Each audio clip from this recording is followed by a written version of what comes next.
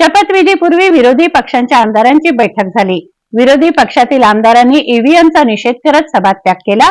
या अधिवेशनात विरोधी पक्षाच्या आमदारांनी शपथ घेतली नाही। आज महाविकास आघाडीने हा निर्णय घेतला की आजच्या दिवसासाठी आम्ही जी आमदारांची शपथ असते ती घेतलेली नाहीये, निषेध म्हणून। कारण एकंदर आपण पाहतोय राज्यात जे वातावरण असायला पाहिजे होतं, एखादं सरकार जेव्हा एवढ्या बहुमताने निवडून येतं तेव्हा वातावरण उत्साहाचं असतं, जल्लोष असतो, साजरं करत असतात सगळे। पण कुठेही जल्लोष दिसत नाही, कुठेही कोणी साजरं करत नाहीये। आणि मनात हाच प्रश्न पडतो जो आम्ही आधी पण विचारलेला होता की हे जे मॅन्डेट आहे हे जनतेने दिलेलं मॅन्डेट आहे की निवडणूक आयोगाने दिलेलं मॅन्डेट आहे, ईव्हीएमने दिलेलं मॅन्डेट आहे।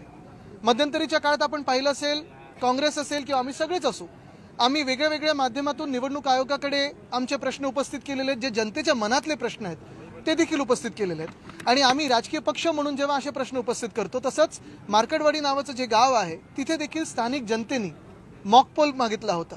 मॉकपोलची पूर्ण तयारी झाली होती आणि हे सगळं निवडणुकीनंतर होतं, म्हणजे निकाल आले होते।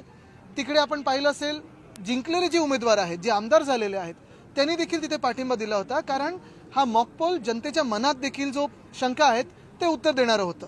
साधारणपणे बॅलेट पेपरवर किती कोण जिंकू शकतं आणि त्याच विरोधात ईव्हीएमवर कसं कोण जिंकू शकतं हे आम्ही अनेकदा दाखवलेलं आहे। मध्यंतरीच्या काळात आम्ही जे पोस्टल बॅलेट ह्याची मतं आणि ईव्हीएमची मतं ह्याच्यातली तफावत देखील दाखवली। पण काल परवाकडे आपण पाहिलं की नुसतं कर्फ्यूच नाही त्या गावामध्ये, तर कर्फ्यूच्याही पुढे जाऊन काल रात्री मला वाटतं काही अटका देखील सुरू झालेल्या आहेत। 20 जणांना अटका झालेल्या आहेत। आणि लोकशाही ज्या माध्यमातून आम्ही जिंकून आलो, बघा आम्ही सगळे जो आज निषेध करत आहोत, आम्ही काही हरलेले आमदार नाही आहोत, हरलेले उमेदवार नाही आहोत, आम्ही जिंकून आलो, तरी देखील आमच्या मनात जी शंका ईव्हीएम बद्दल आहे, जी निवडणूक आयोगाबद्दल आहे, ही आज व्यक्त करत आहोत। आणि म्हणून आज आम्ही निषेध म्हणून शपथ घेत नाही आहोत। जनतेचा मान राखून, जनतेच्या मनात जे शंका आहेत त्याचा मान राखून आम्ही आज शपथ घेत नाही आहोत। महत्त्वाची गोष्ट हीच ठरेल की लोकशाहीचा जो लॉंग मार्च आहे, लोकशाहीचा जो आपण पाहत असाल एक मोर्चा आम्ही हाती घेणार आहोत, इथपासून सुरुवात होते। कारण लोकशाही चिरडण्याचं काम आधी देखील होत होतं। आपण पाहिलं असेल 2014 पासून हळूहळू जे चाललेलं आहे, इन्स्टिट्यूशन्स मारण्याचं काम चालू आहे। लोकसभेत जनतेने निकाल दिला, पण तोच निकाल चिरडण्याचं काम ह्या सरकारने करायचा प्रयत्न केलेला आहे। त्याच्या विरोधात आम्ही असे पाऊल उचललेलं आहे।